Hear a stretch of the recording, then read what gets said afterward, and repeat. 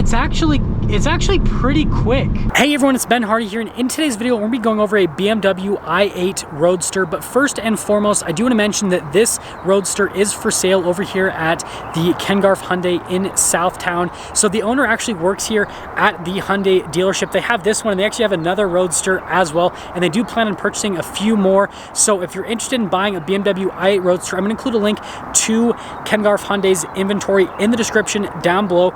Reach out to them if you have any questions about these cars, because yeah, again, they're for sale. But let's get straight into the video.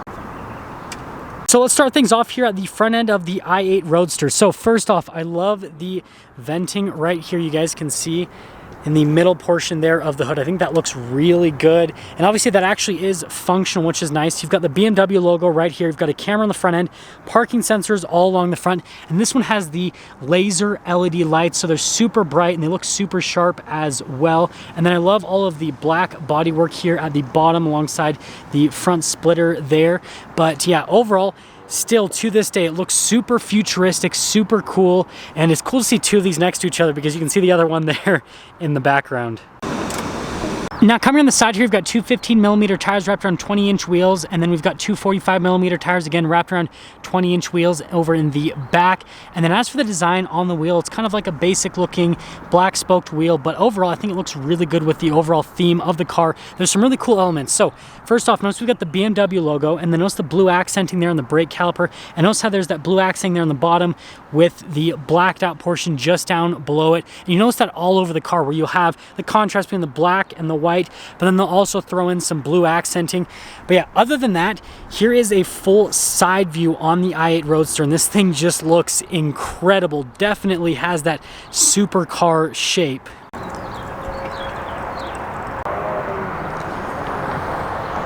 Now the i8 is mid-engine, and well, you can't really see anything, but this is where we're going to go over the powertrain. So first off, this does have a 6-speed automatic transmission. Now that is paired with a 1.5 liter turbocharged inline 3-cylinder. The power outputs for that is 228 horsepower and then 236 pound-feet of torque. Now you've got some electric motors that put out another 141 horsepower and then 184 pound-feet of torque. So combined, you've got 369 horsepower and then 420 pound-feet of torque. Now as for the rest of the trunk area, notice that you actually have the whole charging cable set up right here because you can plug it in to charge. If you guys are wondering, the charge port is just right over here on the driver's side there on the front end of the car. And as for storage space back here, it's actually relatively good for this type of car, right? It's two-door kind of fun sports car, but yeah, that's everything for the rear. So let's finish things up with the rear, and I love the flying buttress type look with the i8. Just looks absolutely fantastic. And again, I love all the contrasting elements. You've got venting right here, and then this is all blacked out. It says Roadster there in the center, but then you've got the white trim right here with the black top, and then again it says Roadster there on the side. And then just, it looks so sweet. I love the LED taillights as well. Now, the one thing that I cannot unsee after this was mentioned to me is the fact that it looks like this is eating a 911 on the back. So look, like this whole area, okay, you've got that whole area around, and then just look right here at those lights. That looks like the back end of a 911. So it looks like it's like eating a 911. Maybe it's trying to say something, but yeah, once you see it, you can't really unsee it. Also, officially, before we pop in, I did have to put both the doors up so you guys can see what that looks like. And I mean, this is like the biggest flex ever. If you buy a car and your doors go up, I mean, it just automatically makes you cooler than everyone else on the road. And the i8 is no different. It's just, yeah, it's crazy. And again, you guys can see the doors closed versus the doors open. Just, I don't know, it looks cool. Pop here into the interior of the Roadster. So first off, we have these beautiful leather seats here, and I love how they have the cloth here on the sides. It actually is really nice, accenting to all of the leather. Really nice bolstering all throughout. And then notice you've got your memory seats right there on the side. And then we've got the pedal layout here at the bottom, light control right there, and then notice tons of carbon fiber and leather and stitching all over. Something that's interesting is the steering wheel is actually manually adjustable. And then notice that we've got more of the carbon fiber right here, and then it says i8 as well, and then you can see even more carbon fiber all around that portion. Now I do have to go over the door while it is up so you guys can see. Again, all of the carbon fiber that is exposed here with the i8. And then this is the grab handle right here when you want to close it. So all you have to do is just kind of grab that, and then you have to push it the rest of the way. And then when you open it, it's just a little button right here, and then push it, and then it's really easy to get up. The only thing that's hard is actually closing it. It is a little bit heavy to like fully pull down, but it's actually not too bad.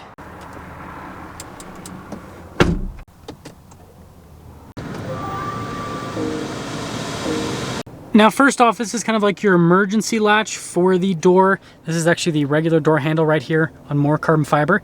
Door lock and unlock, and then again, tons of beautiful leather with brown stitching because we've got brown leather down below. We've got your window controls right here, and then the gas cap release as well. And yeah, that's kind of all for the door panel. Now here is the steering wheel. We've got leather all around the steering wheel, and then you've got the metallic ring in the center, and then more leather as well. We've got paddle shifters on either side. Then you got like your voice command, phone controls, cruise control on the other side, and then the BMW logo front and center. Got little turn signals stock, windshield wiper stock on the other side, and yeah, that's all for the steering wheel. So we have this digital gauge cluster, which I really like the look of it overall. It definitely has a really cool, unique look. We have a few different drive modes. We've got Eco Pro, we've got Comfort, you have eDrive as well, which is fully electric, and then we have our Sport mode, which is my favorite because it makes everything all red and aggressive, and yeah, I think the overall look is absolutely amazing. I'll show you guys how to get into those modes shortly, but yeah, that's the center gauge cluster. Now here's the center infotainment system. First off, if we pop it into reverse, we'll have the backup camera that'll pop up right here, and you guys can see you've got that. The mirrors do tilt down in reverse. It's got trajectory lines that turn with the steering wheel. Remember, we have parking sensors front and rear, so from a camera perspective, it's solid. Now as for the rest of the infotainment system, it is a touchscreen, but you can also control it via a dial. So for example, I can go over here and press that, and you guys probably noticed the average miles per gallon is almost 30 miles per gallon, which is crazy. You never get that in any type of performance car like this, so it's pretty cool that the gas mileage is that good with the car. But yeah, overall really good system to use. I had a similar system in my Toyota Supra, absolutely loved it, and so this is just kind of like the BMW version, even though everyone calls the Supra a BMW. But anyways, yeah, overall easy to use, response time is great, and it's cool you can control it via the dial or the touchscreen. So we've got this for the safety tech. You've got your preset buttons right here. We've got our climate controls. This does have a dual zone climate, and then we do have heated seats here for the front. Parking sensor, and then this is the transmission selector. Again, reminds me of my Supra because it had the same thing. Now this is how you get in the sport mode, is you pull it all the way down. Notice it says sport there. That'll pop it over into the sport mode. And then as for the Comfort and Eco Pro, those are right there. This is just for the camera to pop that on. You can see right there. Sorry, I've come a little bit closer so you guys can see that better. So that is just the camera view. That's out of the front of the i8. You guys saw that front camera. And then you've got the eDrive, the stop start button, stability control, and then that's for the parking sensor. This is the analog control for the whole infotainment system. And then you guys are probably wondering what this is. Some extra storage space, and this is how you lower down the top. We'll do that in a little bit. Cup holder. And then this one you just lift the other way, so notice that they're opposite in terms of the opening. That's some extra storage space. So put that down. We'll put that down. And then we've got the glove box over here all lined with felts, and then again, notice we've got tons of nice stitching and leather all over the dash. Now let's go over the top. So all you have to do is push that down. Most top opening you have to pull up, but this one you push down. The mechanism actually pops open really fast like this. I would say that's like maybe even about 10 seconds. I mean, that's very quick for the whole top down, top up thing, and I'll show you guys what it looks like now. So now here's what the i8 Roadster looks like with the top down, and oh my gosh, I thought it was beautiful before, but now it's even better because you can see behind either seat. That is such a cool aesthetic. Definitely one of the best looking cars ever made. I know some people might feel a bit weird about it, but I definitely think it is. Now for the top back up, all you have to do is just pull it up, and then it'll do the same function. And then it'll pop here in the front. Boom. Everything's complete. Now let's say that you don't want to have the top down because it's too hot outside or something like that, but you want a little bit of extra noise. Boom. You got that to give you a little bit of extra noise. Same thing in like a Ferrari 458, so it's cool that it has that feature too. Now, if you want the most up-to-date pricing on this i8, again, go check out Ken Garff Hyundai in Southtown's inventory in the description below, and then you can contact the owner through them if you are interested in buying this. But that all being said, let's take it out and see how it drives.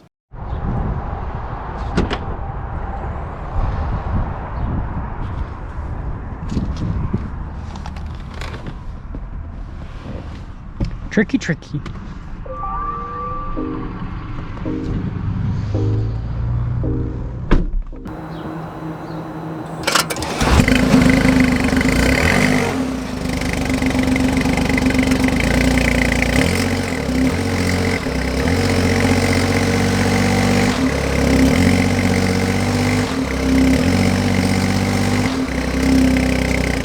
Let's talk about visibility before we set off here in the i8. So first off, visibility of the hood's really good. Now you can see the heads up display, hopefully, some point of view.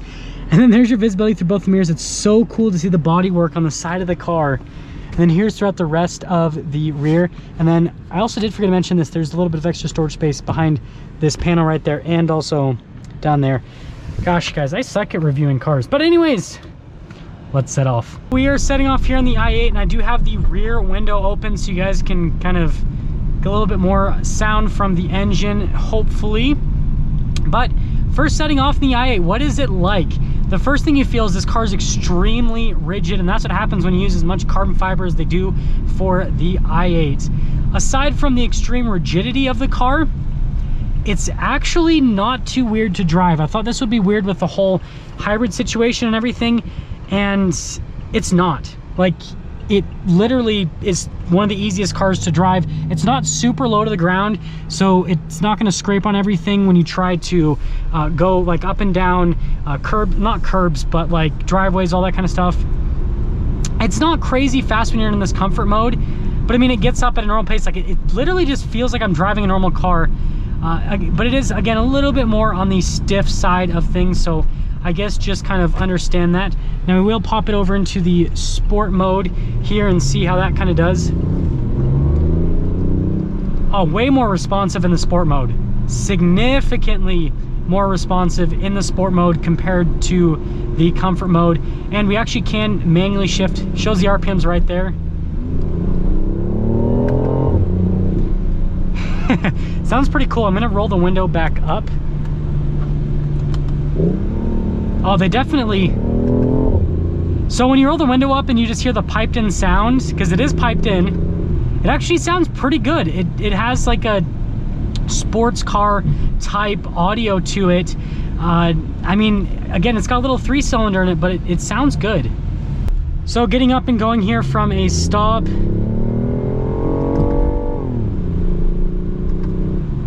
Yeah, pretty good. I'm gonna put it back over into just drive so it goes back into the comfort mode. When we get up here to the interstate, I'll get like a full-blown acceleration with it in the sport mode. But I guess to kind of sum things up on the daily driver part of it, other than the fact that the ride's a little bit stiff, you could easily daily drive this. It gets really good fuel economy. Again, it's not so low to the ground that you can't get it in and out of driveways and all that kind of stuff, so that's fine. And even in the comfort mode, the acceleration's more than enough to get you up and going, even though it tries to pull things back so you get better fuel economy. The transmission's very quick and responsive as well, and it's just not intimidating to drive. Like, it's a very easy vehicle to drive. Gonna pop it back over into the sport mode. I'm gonna leave it in auto for now so that it just does everything by itself. The piped in sound, it sounds good. I don't have anything against piped in audio. It sounds good, but I know some people probably roll their eyes at that kind of stuff. So we'll get a partial acceleration here. It's not crazy quick, but it's quick. It's not like, it shoves you in your seat a little bit, and it actually, I mean, it's a heavier car and it actually handles pretty good as well. The i8 is interesting. Obviously, you guys have heard a lot of things that people have said about the i8, and I want to kind of get into clearing that stuff up after we get acceleration up here. So we'll get our acceleration here.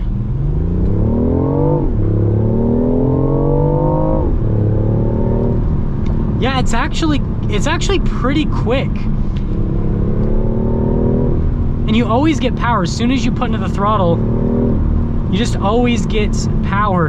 Again, I watched some reviews on this, obviously over time, and everyone always says this car's slow.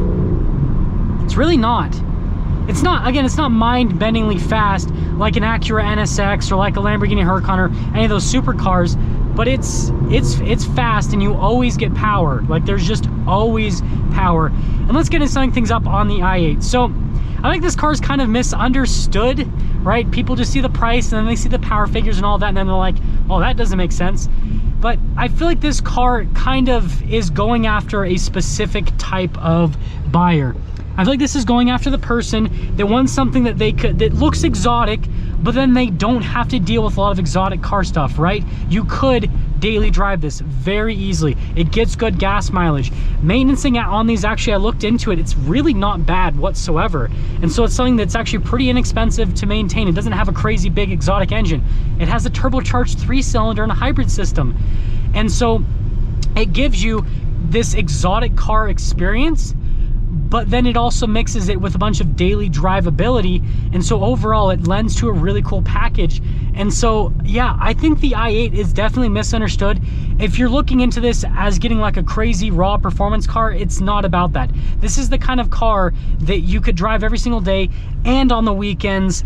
And like, you could go into like a really fancy dinner with this and you would fit in. You could be driving this in the canyon with the top down and you'd fit in. You could be driving this to work and you'd fit in. Like, it just fits in every single situation.